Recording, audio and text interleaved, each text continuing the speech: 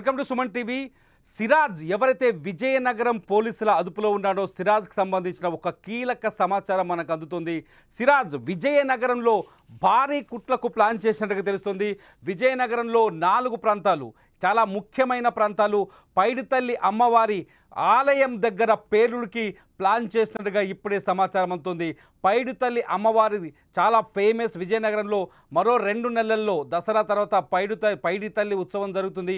ఈ ఉత్సవంకి ముందే పైడితల్లి అమ్మవారి టెంపుల్ దగ్గర మే 22వ తేదీన, మొన్నటి 22వ తేదీన భారీ పేలుడుకు ప్లాన్ చేసినట్టుగా పోలీసుల దగ్గర నుంచి సమాచారం అందుతుంది. మొత్తం విజయనగరంలో 4 చోట్ల బాంబులు పెల్చాలని సిరాజ్ ప్లాన్ చేశాడు. ఒకటి పైడితల్లి ఆలయం, రెండోది వచ్చేసి railway station, Vizianagaram railway station. అక్కడ కూడా పైడితల్లి అమ్మవారి 2వ ఆలయం ఉంటుంది, అక్కడ కూడా పేలుడు జరపాలని ప్లాన్ చేశాడు. మూడోది వచ్చేసి గంట స్తంభం దగ్గర పేలుడు జరపాలని 3వ ప్లేస్ని సెలెక్ట్ చేశారు. 4వ ప్లేస్ వచ్చేసి విజయనగరం బస్ స్టాండ్లో పేలుడు జరపాలని. మొత్తానికి 4 ప్రాంతాల్లో సిరాజ్ అండ్ సమీర్ ఈ పేలులు జరపాలని మొట్టమొదట విజయనగరం నుంచే తమ పేలుళ్ల కుట్రను అమలు చేయాలని ప్లాన్ చేసినట్టుగా ఇప్పుడే సమాచారం అందుతుంది. నిజంగా ఇది చాలా దారుణమైన విషయం. నిజంగా విజయనగరం వణికిపోయే విషయం. విజయనగరం లాంటి చిన్న పట్టణంలో భారీ పేలులకు ప్లాన్ చేయడం, అక్కడ హిందుత్వానికి ప్రతీకలుగా ఉన్న పైడితల్లి అమ్మవారి ఆలయాన్ని టార్గెట్ చేయడం, పైడితల్లి అమ్మవారి ఆలయంలో పేలుడు జరిపితే అంటే ముస్లిమేతర కుటుంబాల మనుషులపైన, ఆలయాలపైన, సంప్రదాయాలపైన దాడులు చేయాలని సిరాజ్ ప్లాన్ చేసినట్టుగా అర్థమవుతుంది. ఒక విజయనగరంలోనే కాదు, దేశవ్యాప్తంగా కూడా కుట్రలకు సిరాజ్ ప్లాన్ చేశాడు. ఇందుకోసం పలు రాష్ట్రాల్లో అమాయక నిరుద్యోగ ముస్లిం యువకులకు డబ్బులు ఎరవేసి ఉగ్రవాదం ఉచ్చులోకి దించాడని ఎన్ఐఏ, కౌంటర్ ఇంటెలిజెన్స్, పోలీస్ అధికారులు విచారణలో గుర్తించాయి. సిగ్నల్ యాప్ ద్వారా యువకులకు వారికి గాలం వేశాడు. ఇతర యాప్లను వినియోగిస్తే నిఘా సంస్థలు పసిగట్టే అవకాశం ఉందని, అందుకే సిగ్నల్ యాప్ను ఎంచుకున్నట్టు విచారణ వాళ్ళు వెల్లడించారు. సిరాజ్ ఈ స్లీపర్ సెల్స్ను మానవ బాంబులుగా మార్చుకున్నాడని, ఇందుకోసం దేశంలో సుమారు 12 మంది యువకులతో కమ్యూనికేషన్ ఏర్పాటు చేసుకున్నట్టుగా తెలుస్తుంది. సిగ్నల్ యాప్ ద్వారా తరచూ మ్యాజిక్ లాంతర్ అంటూ చాటింగ్ చేసుకోవడం, మాట్లాడడం జరిగేదని దర్యాప్తులు తేలినట్టుగా తెలుస్తుంది. అయితే విజయనగరంలో కుట్రలకి కారణం ఏంటి? విజయనగరంలో 4 ప్రాంతాల్లో పేలుడికి ఎటువంటి ఏర్పాట్లు చేసుకున్నాడని ఒక్కసారి పోలీసుల్ని అడిగితే ఆశ్చర్యపోయే విషయాలు చెప్తున్నారు పోలీసులు.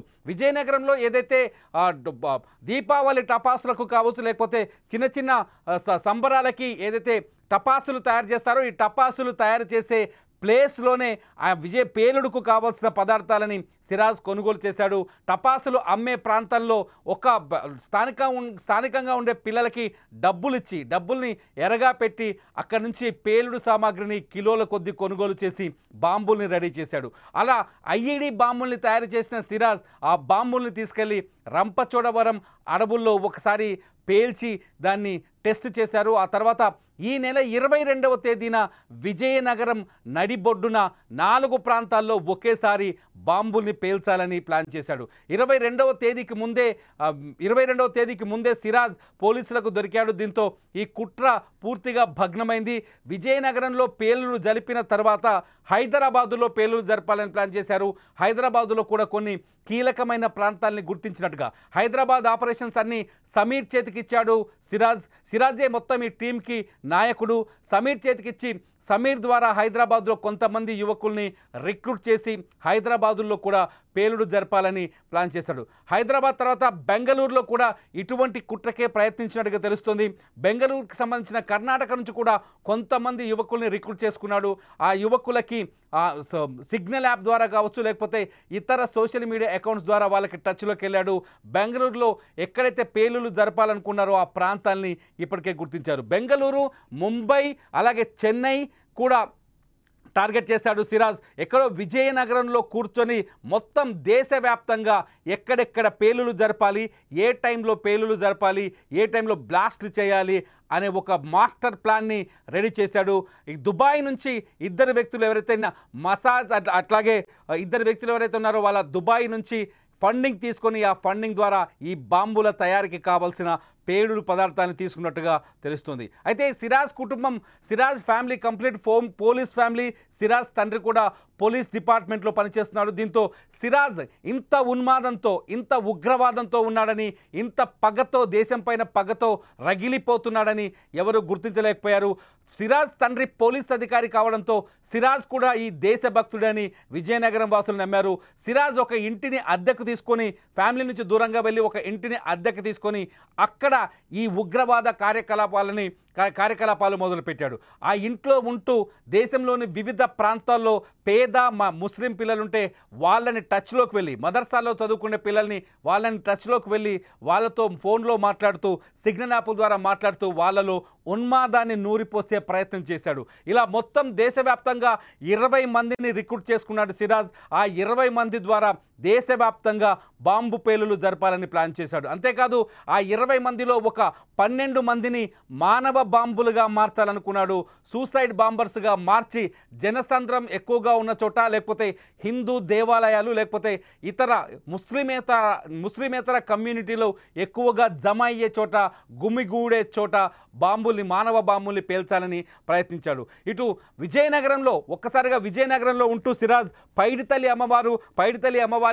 అమ్మవారికి పూజలు చేసేందుకు భారీ ఎత్తున ఇక్కడ జనం తల్లి వస్తారు.